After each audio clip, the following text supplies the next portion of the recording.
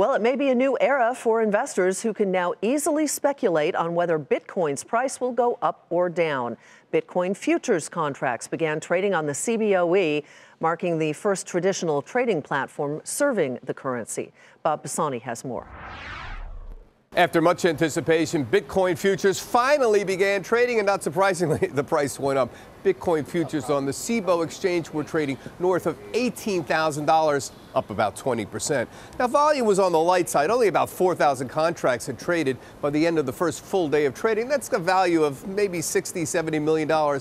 Pretty small potatoes, but it was orderly, and that will certainly increase. So what's next? More participation, more volume in the futures contract will go a long way toward making Bitcoin a little more respectable. Volumes are light because many brokers either don't allow trading of Bitcoin futures or greatly restrict trading. That's because a lot of brokers and investors want to see how this thing trades for a while before jumping in. But if trading remains relatively orderly, I'm sure more will soon.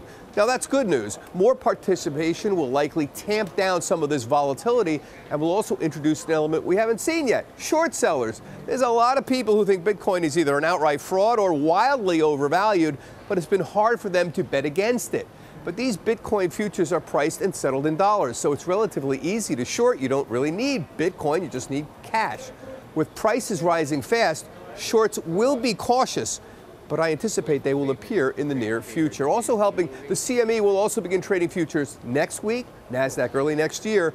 The bottom line, it's still early yet, and while Bitcoin itself is still unregulated, the appearance of a futures market may go a long way toward at least making this cryptocurrency a little more transparent.